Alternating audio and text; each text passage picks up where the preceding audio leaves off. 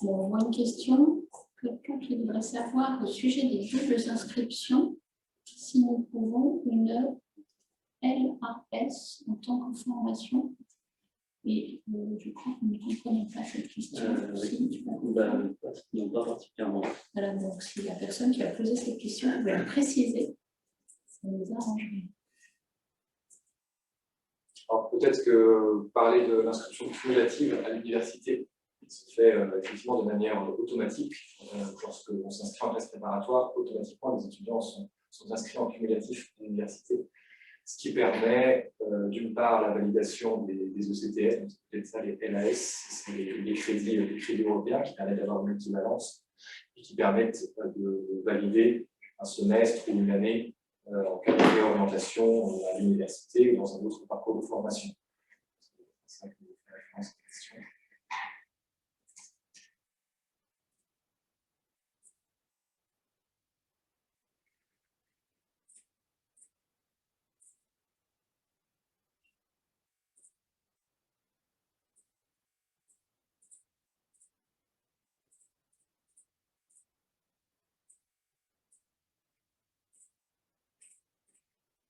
Ah, donc, le LES est une licence accès santé.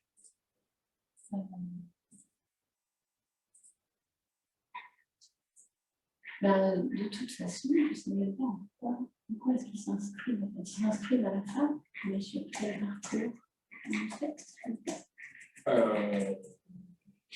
c'est juste une inscription administrative.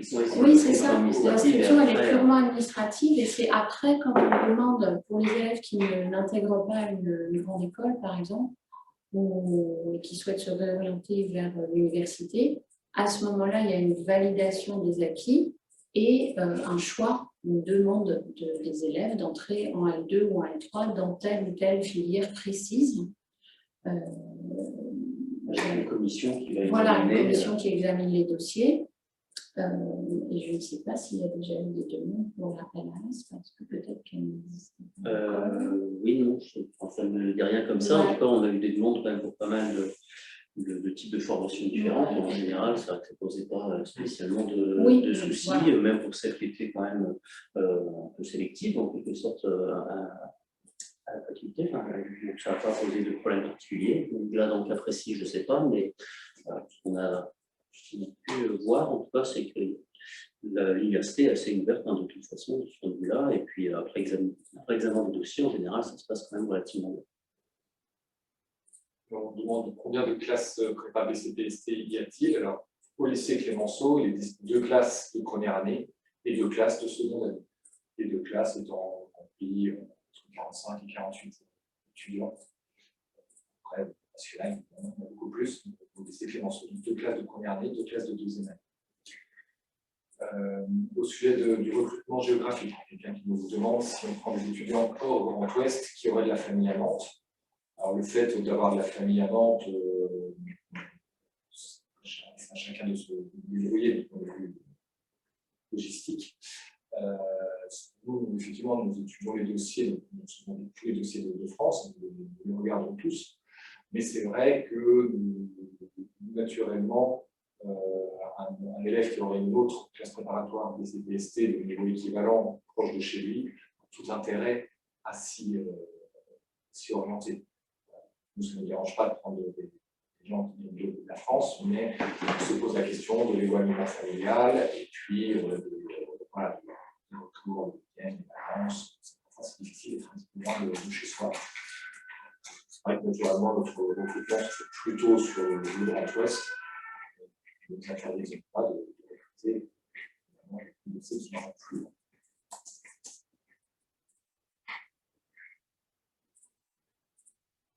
On pose aussi des questions sur le programme de maths, le programme des spécialités, donc je vais y répondre. Principalement, il est basé effectivement sur le programme de maths complémentaire. C'est pour ça que nous ne forçons pas, n'enseignons pas absolument à tous les élèves de première spécialité maths en terminale. Si vous la suivez en terminale, évidemment, ça permettra d'être un peu plus à l'aise en mathématiques, mais ce sera au détriment d'une autre matière scientifique. Mais le programme de mathématiques de BCPST est basé sur le programme de maths complémentaire. C'est pour ça que voilà, nous encourageons ceux qui prennent la dillette physique, chimie, SVT, de prendre malgré tout l'option en plus maths complémentaire, parce que c'est vrai que sinon ça fera des lacunes importantes qu'il faudra combler en la DCPST. Donc là, on a une question sur ce qu'on prend en compte pour la sélection Parcoursup. Alors, on va prendre en compte eh bien, donc les notes de terminale, à nouveau en comparaison avec les moyennes de classe, des informations qu'on pourrait avoir sur le niveau des groupes, etc. On prend en compte pas seulement les notes des matières scientifiques, on s'intéresse aux résultats en matière littéraire aussi. Dans la mesure où il n'y a pas eu de bac de français, on va tenir compte aussi de ce qui s'est passé en français en première. Et puis pour la première, on va aussi s'intéresser beaucoup à la spécialité qui a été abandonnée, puisqu'évidemment, on n'aura pas d'informations sur elle en terminale. Donc, on va aller voir en première ce qui s'est passé au niveau de cette spécialité. Est-ce que vous voulez des choses? Non, on a vu les résultats effectivement dans les matières scientifiques, mais aussi dans les matières littéraires, anglais, notamment, philo, français. Les admissions, est-ce qu'il y a une sélection préalable avant l'étude du dossier?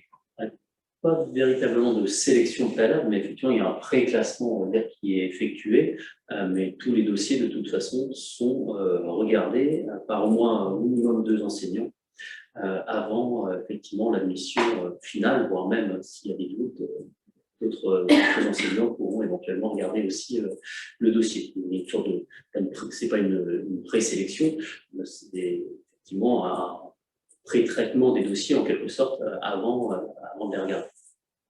À partir d'informations plutôt chiffrées, mais de toute façon, on va regarder les bulletins, la fiche à venir pour pouvoir regarder les appréciations. On s'intéresse beaucoup aux appréciations qui sont portées sur les bulletins et sur la fiche de Parcoursup. Pour répondre à la question comment va se passer l'organisation des classes, sachant qu'en terminale, tout le monde n'a pas eu les mêmes spécialités. On attend peut-être un peu de précision encore là-dessus, mais il semblerait que concernant en tout cas la SVT et la physique-chimie, il y a au moins certaines heures qui seront dédiées à de la remédiation au cours du premier semestre. Voilà, ça répond en même temps à une question qui était posée. Oui, si on a choisi comme spécialité maths SVT, il y aura une remédiation en physique-chimie. Pour le moment, sont prévues justement une remédiation en physique-chimie et en SVT pour les gens qui auront abandonné ces spécialités-là. Pour autant qu'on sache, ce n'est pas très clair en maths encore, mais on pourra peut-être se répartir de toute façon les autres comme il faudra selon les élèves qu'on aura dans les classes. Ouais, c'est un petit peu difficile pour nous de répondre à ce genre de questions parce qu'on ne connaît pas encore la composition de nos classes. C'est vrai que s'il y a une grande majorité d'élèves qui ont le même parcours, ou alors si vraiment c'est réparti de manière très équitable dans les trois baies principales, l'organisation ne sera pas la même. Donc, nous aussi, on improvisera un petit peu en fonction du profil de la classe. Oui, puis on n'a pas encore en plus toutes les informations non plus sur la façon dont ça va se passer précisément. Est-ce qu'être en terminale à Clémenceau permet d'être prioritaire pour entrer en prépa de CPST? Non. La différence avec les lycéens qui viennent d'autres lycées, c'est qu'on a des informations directes des enseignants qui peuvent justement nous conseiller tel ou tel élève. Et on va écouter le conseil souvent. Donc voilà, mais sinon, il n'y a pas de priorité en tout cas qui est donnée. Et le nombre d'élèves de Clémenceau dans nos classes est très faible. Ça concerne quelques élèves, mais ce n'est vraiment pas la majorité de la classe. On nous demande aussi, est-ce que vous conseillez de prendre une LVB, la deuxième langue vivante? C'est un choix que vous pourrez encore décider en début d'année en discutant avec les professeurs de langue. Donc là, effectivement, la deuxième langue est une option qui permet d'avoir des points supplémentaires dans le cours, mais qui demande aussi un investissement pendant les 2 années. C'est difficile de répondre de manière absolue à cette question. chaque aspect doit être pris en compte en fonction de votre envie de continuer, de votre capacité à avoir 2 heures de cours en plus et du travail personnel, voilà, de penser en termes. Est-ce que c'est rentable, entre guillemets, de continuer cette longue vie. Mais il n'y a pas à se décider maintenant sur ce choix de deuxième. Au propos de langue, on nous demande si être en section binationale français-espagnol apporte un avantage sur le dossier. Pas de façon directe. Disons, ce qui pourrait nous intéresser, c'est si on voit qu'en étant en section binationale, on a un bon niveau, ça veut dire qu'on est capable de bien s'investir dans son travail et d'avoir pas mal de choses à faire et de bien s'en sortir, ce qui est évidemment quelque chose qui nous intéresse en prépa, puisque, comme on disait, il y a quand même pas mal de travail et beaucoup de connaissances à acquérir de façon rapide. Une question, est-il possible d'intégrer la première année en fac de médecine passe après avoir fait les 2 années de prépa BCPST? Aujourd'hui, en tout cas, ici dans l'académie de Nantes, ce n'est pas possible, sauf erreur de ma part. Il n'y a pas de passerelle encore. Si j'enchaîne sur la question, y aura-t-il aussi des remises à niveau en mathématiques si on a fait maths complémentaires? Le programme de mathématiques étant basé sur maths complémentaires, je pense que s'il y a des remises à niveau en mathématiques, elles sont certainement réservées à ceux éventuellement qui n'ont pas pu faire certains maths complémentaires, peut-être parce que l'option n'était pas proposée dans leur lycée, mais ça, ce sera à voir en fonction de l'ensemble des étudiants que nous aurons dans les classes. Alors, il y a une question, cette année, il y a des inégalités entre les lycées qui ont fait tous les cours en présentiel et ceux qui ont scindé les classes en 2 groupes. La sélection tiendra-t-elle compte? Bien d'abord, je ne suis pas sûre qu'on ait cette info sur les dossiers. Donc, je ne suis pas sûre que même si on voulait, on puisse en tenir compte. Et j'ai bien peur aussi que de toute façon, les situations soient tellement variées à ce niveau que ça soit difficile de faire quelque chose avec. Est-ce que c'est un plus pour la sélection d'avoir pris les options section européenne et maths experte? Bien, comme pour la section binationale français-espagnol, à nouveau, si on a pris tout ça et qu'on se débrouille bien, oui, c'est intéressant puisque ça nous montrera qu'on est capable quand même de travailler sur nous assez rapidement, efficacement et d'engranger pas mal de connaissances et de s'investir aussi. Tout ça étant des qualités intéressantes en classe prépa. Donc, sur le même genre de question, est-ce que vous nous conseillez de faire l'option de maths experte en plus de la spécialité de mathématiques pour aller par la suite en BCPST?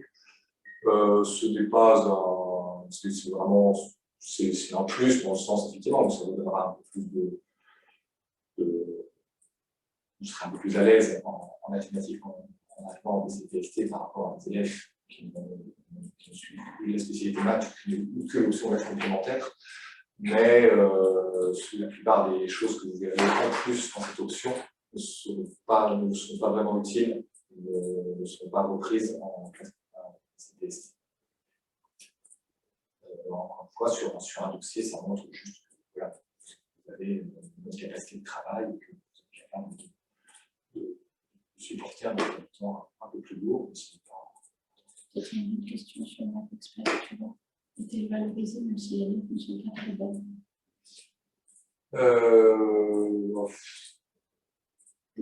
Pour l'instant, c'est difficile d'y répondre. Je n'ai pas vraiment de réponse à cette question. De toute façon, si cette question est posée, c'est que cette option a sans doute déjà été choisie. Donc, ça dépend des notes de spécialité, j'imagine. Oui, ça va dépendre. Voilà, si les notes de maths experte ne sont pas bonnes, j'ai du mal à imaginer que les notes de spécialité de maths en première ou en terminale sont très bonnes. Ça traduit effectivement un niveau de mathématiques un peu faible. Inversement, si le niveau de mathématiques semble très solide et puis qu'à côté en maths experte c'est un petit peu plus faible, on se mettra plutôt effectivement sur des mathématiques, des spécialités mathématiques économiques. Alors, on a une question suite au confinement de fin de première et de début de terminale. Allez-vous prioriser l'étude des appréciations aux notes? De toute façon, on s'intéresse quand même pas mal aux appréciations d'habitude. Donc, je ne suis pas sûre qu'on donne une priorité supplémentaire, mais voilà, on va continuer à les regarder. Et ça intervient beaucoup dans la façon dont on classe les dossiers. Voilà. Si j'habite près de Poitiers, vu qu'il y a sur Poitiers 2 classes de BCPST, est-ce que ça veut dire que je ne serai jamais pris dans votre établissement? Non, je ne pense pas qu'on puisse dire ça.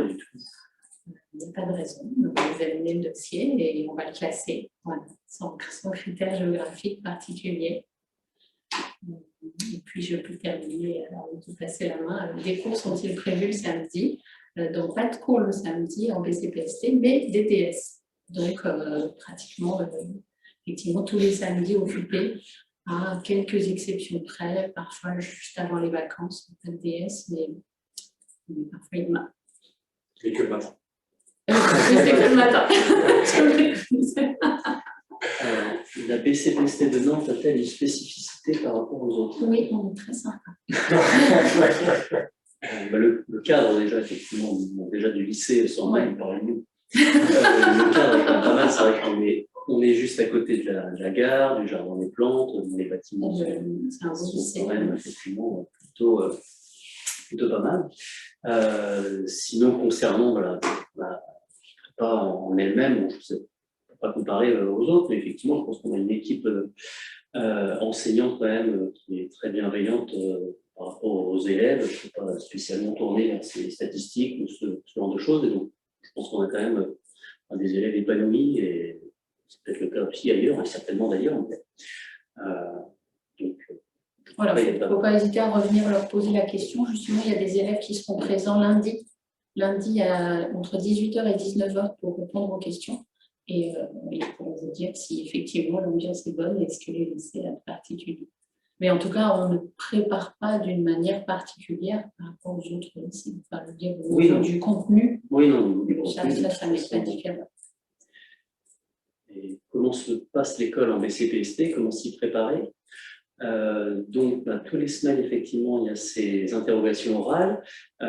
Donc, une semaine, ça va être mathématiques et physique-chimie. Et puis, l'autre semaine, ce sera biologie avec éventuellement LVA, enfin anglais. Et puis, comme ça va revenir les différentes codes toutes les 2 semaines. Donc voilà, l'idée c'est d'échanger avec un enseignant, c'est un groupe d'école de 2-3 personnes. Il n'y a pas véritablement de raison de s'y préparer, en tout cas dès la première ou la terminale, puisque au sein de la prépa, déjà, vous serez préparé progressivement à cet exercice. Alors, il y avait une question sur les écoles, je ne sais plus ce qu'elle était. Donc, nos étudiants vont intégrer après des écoles extrêmement variées. Alors, c'est vrai qu'il y a pas mal d'étudiants qui vont intégrer les écoles vétérinaires, ça c'est sûr. Mais après, on en retrouve vraiment dans toutes les écoles proposées via les 3 grands concours. Et donc là, le panel est extrêmement large. Vous citez toutes ces écoles. Il y avait une question chiffrée sur le pourcentage d'élèves pris par rapport au nombre de demandes. Alors, je n'ai plus en tête exactement le nombre de demandes. Il faut juste rappeler qu'il y a 2 classes de 48 élèves en première année, donc 96 places. Et ça veut dire que nous allons prendre uniquement les 96 premiers de notre classement. L'année dernière, nous avons recruté jusque 600 ou 700 places. Donc, voilà, c'est difficile de parler en termes de pourcentage. Il faut vraiment penser plutôt en termes de place sur le classement. L'année dernière, on a recruté jusqu'à 700. C'est pour ça que la procédure peut être aussi d'ailleurs assez longue. Le fait, comme je l'ai dit tout à l'heure, qu'il faut être patient en attendant les résultats. Alors, pensez-vous qu'avec 14 domaines généraux, mais avec 12 en SVT et 9 en maths, il est possible d'intégrer une prépa BCPST avec moins de la moyenne en maths? Ça va être compliqué quand même, on peut dire. Quel est le programme de SVT? Là, ça va être un petit peu compliqué peut-être de répondre précisément. Le problème du programme de SVT, c'est qu'officiellement, il n'est pas sorti. En plus, voilà, donc on va attendre un petit peu. Une lettre de recommandation est-elle utile pour intégrer le lycée? Non. On revient sur les choix de la doublette en terminale. À quelle spécialité conseillez-vous d'abandonner en terminale? Ou bien quelles spécialités sont souhaitables? Donc, dans l'état actuel des choses, nous, on ne va pas sélectionner de façon particulière sur telle ou telle doublette. On vous recommande de garder donc soit SVT et physique-chimie plus maths complémentaires, soit SVT et maths, soit physique-chimie et maths. Il n'est pas nécessaire a priori de faire maths experte, mais si vous aimez bien le maths, vous pouvez garder ça. Et puis, on ne va pas faire de tri a priori sur ces trois duplettes. En revanche, on vous recommande vivement avec physique, chimie et SVT de garder maths complémentaires puisque le programme de maths sera basé dessus. Voilà. Est-ce que sur Nantes, la prépa BCPST prépare plus particulièrement au concours veto? Non, la prépa BCPST prépare à 3 grands concours. Le concours agro-veto, qui est le même concours, le concours G2E, pour les sciences de la Terre, et le concours des écoles normales supérieures, sans privilégier ces 3 concours. Si on veut faire de la recherche en biologie dans un domaine comme la génétique ou la virologie et la recherche de vaccins, est-il judicieux de passer par le prépa BCPST ou est-il possible aussi d'atteindre ces domaines par la prépa BCI et BCSI? Je dirais que la prépa BCPST est particulièrement adaptée à ces domaines. Après, heureusement, le système français a une possibilité souvent de se réorienter, il y a différentes passerelles. Mais en tout cas, la prépa BCPST est plus adaptée que la prépa BCI ou BCSI pour ces domaines. Avons-nous des tuteurs en première année? Alors, je ne sais pas exactement ce que vous appelez des tuteurs.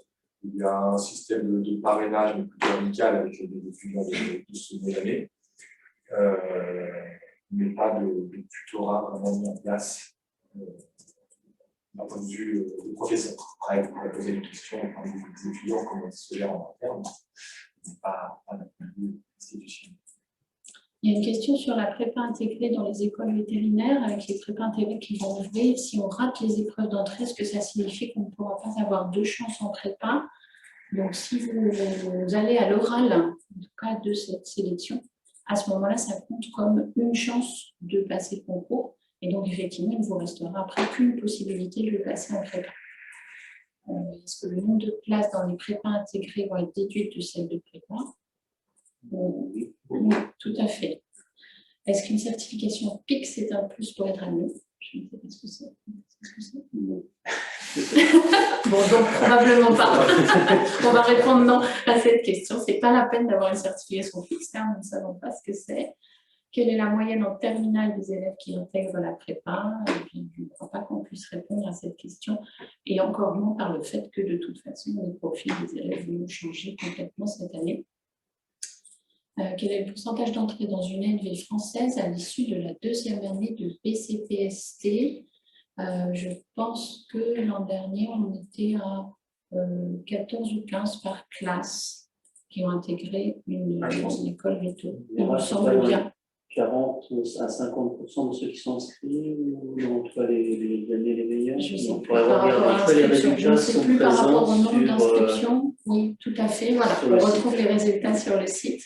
Mais ça fait à peu près ça. Et du coup, il y avait une question sur est-ce qu'ici on prépare spécialement à veto? Non, on ne prépare pas spécialement à veto. C'est vrai que par rapport à d'autres prépas, il y a peut-être pas mal d'élèves qui veulent veto aussi. Je ne sais pas comment ça se fait, mais j'ai vu que dans certaines prépas, voilà, il y a une école veto à Nantes qui fait peut-être aussi comme ça, mais on ne prépare pas spécialement à ce concours en tout cas. Alors, je vais poser des questions sur la géologie, ça va vite, mais donc, il y avait le volume horaire de géologie. Disons qu'il y a 5 heures de cours de bio, enfin de SVT par semaine et 3 heures de TP, et donc il faut compter à peu près globalement un tiers réparti sur l'année pour la géologie à peu près. Il y avait aussi une question sur les TIPE, donc avec des exemples de ce sur quoi travaillaient les élèves. Ça peut être extrêmement variable. Là, cette année, en tout cas, il y a un groupe qui travaille sur les effets du fenbardazole, enfin, d'une molécule qui est donnée à des animaux, c'est un vermifuge. Donc, les effets ensuite sur la faune du sol, par exemple. Voilà. Donc, il y a aussi des travaux sur la réutilisation éventuellement de gravats et de types de gravats en culture pour essayer de davantage réchauffer, drainer, etc. le sol, par exemple, sur différentes caractéristiques du sol. Donc, voilà pour 2 exemples. Après, ça peut être très, très variable évidemment en fonction des années, des thématiques sur lesquelles on travaille. Alors, il y a une question à la prépa des CPST pour quelle voie dans les ENS. Alors, je ne sais pas si c'est comme il y a quelques années, plusieurs années, mais en tout cas, une fois qu'on rentre à l'ENS, que ce soit via la voie BCPST ou d'autres, en général, on choisit sa spécialité, biologie, géologie, voire même mathématiques, physique, chimie, et il arrive que des personnes qui sont rentrées par la voie BCPST ou la voie MPSI, etc., changent en fait de voie, et quelqu'un qui a fait LP se retrouve en biologie, ou inversement, quelqu'un qui a fait BCPST, par exemple, peut se retrouver en physique, chimie, il va savoir au sein des IELTS. En tout cas, c'est une chose qui arrive. Prenez-vous des élèves qui viennent de régions parisiennes? Oui, comme un peu partout. Juste comme le signalait mon collègue, il faut faire attention pour que vous puissiez aussi bien vivre votre prépa, et l'éloignement est parfois un peu compliqué pour certains étudiants, donc il faut prendre ça en compte. On peut répondre à le concours agro-électro est-il le même? C'est un concours commun, et après, les coefficients sont un petit peu différents pour classer dans les écoles d'agro et dans les écoles du tout. Et ensuite, pareil, il y aura les mêmes. Il y a des questions aussi. Pour devenir vétérinaire, quel est l'intérêt d'une prépa BCPST par rapport à la nouvelle voie d'accès classe prépa intégrée? On pourra devenir vétérinaire si on entre par les deux voies, ça c'est certain. Donc, il n'y a pas vraiment d'intérêt d'une voie par rapport à l'autre. Si vous êtes pris en CPI, voilà, c'est parti, vous êtes dans une école veto, ça y est. Peut-être. La prépa BCPST vous permet de garder plus de possibilités. Surtout qu'on voit ça quand il y a pas mal d'étudiants qui arrivent avec ce rêve, un peu le rêve d'enfant, de vouloir faire justement vétérinaire, et puis au cours de ces 2 ans, que ce soit via des visites éventuellement organisées avec le lycée, avec nous, ou juste la maturité, la découverte d'autres domaines, on peut avoir du coup des étudiants qui changent complètement de projet. Et à ce moment-là, c'est quand même pas mal d'avoir suivi une formation qui offre justement un contenu solide sur les 3 grandes matières scientifiques. Ça leur permet quand même d'avoir pas mal de portes ouvertes. Et peut-être que dans ce cas-là, effectivement, la CPI n'est pas forcément toujours un bon choix. Après, si vous êtes sûr et certain, effectivement, de vouloir faire vétérinaire et que ça ne changera pas, il faut tenter effectivement cette CPI. Tenter. Alors, il y a la question, est-ce qu'avec toutes les places qui vont être supprimées du concours pour les prépas, que ce soit si on passe entre année ou en 5,5, est-ce que la voie BCPST ne devient pas trop difficile pour avoir le concours veto? Effectivement, il y aura moins de places, donc ça va devenir un petit peu plus compliqué. En même temps, il y aura des candidats potentiels qui sont déjà partis faire autre chose. Faire la CPI, donc voilà, ça va être un peu plus difficile, ça va être différent, mais il y aura forcément des gens qui seront pris, donc voilà, il faut quand même tenter. A priori, il y aura de la place quand même. Il y avait une question aussi tout à l'heure, qui voulait faire de la recherche, qui hésitait entre un cursus universitaire ou une voie classe préparatoire. Les classes préparatoires permettent de se réorienter de toute façon à l'université après. Donc, effectivement, c'est cette filière de classe préparatoire qui va se réorienter à l'université si vous n'êtes pas pris en école normale supérieure. Et quelqu'un qui se posait la question si on ne sait pas encore quel concours on veut présenter, est-ce que c'est un problème? Évidemment, non. Les projets professionnels ne sont pas du tout établis en intégrant la préparation BCPST, et vous avez encore le choix de changer et d'hésiter. Et voilà, c'est juste avoir un certain goût, évidemment, pour les sciences du vivant, mais il faut avoir un projet professionnel finalisé.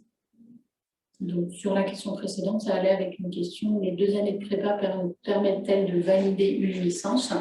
Donc ça va se passer, il y a des commissions donc en fin de 2e année pour accéder à l'université pour les élèves qui le demandent.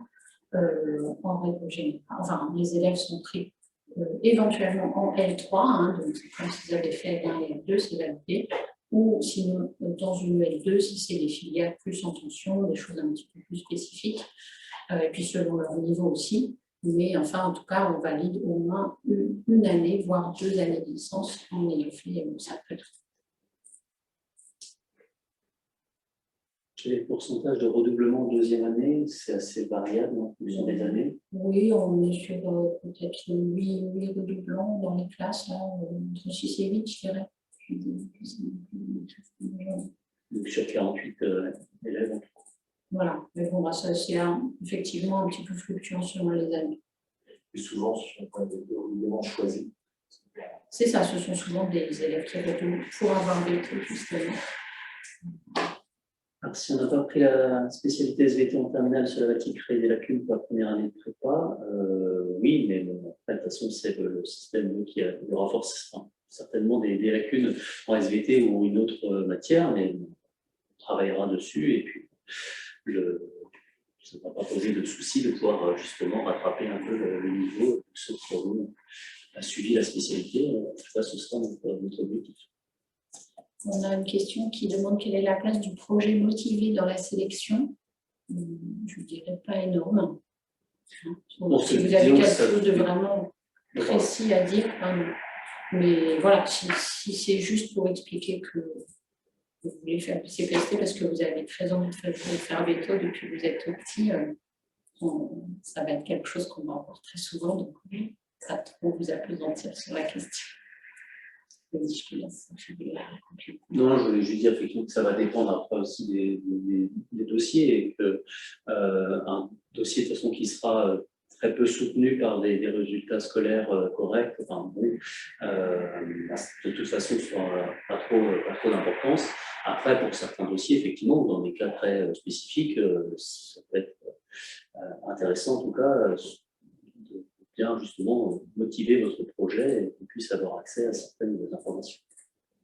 Et puis, je vais te répondre avec une dernière question sur combien il y a d'élèves qui abandonnent ou qui ne peuvent pas suivre en première année, parce que c'est un motif d'angoisse légitime. Là encore, c'est très variable d'une année sur l'autre, et puis chaque cas est vraiment très, très individuel, il n'y a pas de règles, il y a diverses raisons pour lesquelles on abandonne la filière des CPST, ça peut être par exemple la formation au départ, ça peut être pour les problèmes personnels, ça peut être très, très variable. Donc c'est vrai qu'il y a toujours quelques départs, alors, souvent à des périodes bien précises, au tout début d'année, parce que les élèves ne se sont pas forcément rendus compte de ce que ça demandait. En fin de premier semestre, parce que justement il y a une réorientation possible à l'université à ce moment-là, ou en fin de première année aussi souvent, parce que les élèves se rendent compte qu'ils ont envie de faire une deuxième année, ou qu'ils ont changé de voie professionnelle, de projet professionnel. En général, on a 4-5 départs, c'est très variable d'une année sur l'autre. Voilà, nous allons arrêter maintenant cette séance de questions-réponses. Donc, je vous rappelle que cette séance est enregistrée, donc vous aurez accès, notamment pour ceux qui n'ont pas pu suivre le début, parce que vous avez quelques petits problèmes techniques. Vous pouvez la regarder depuis le début, au courant de la semaine sur le site. Je vous encourage aussi à aller sur le site du lycée Clémenceau et à regarder le diaporama commenté, où vous aurez peut-être aussi un certain nombre de réponses à vos questions. Voilà, je vous souhaite un bon week-end et vous pouvez peut-être de se voir l'an prochain. Au revoir. Au revoir.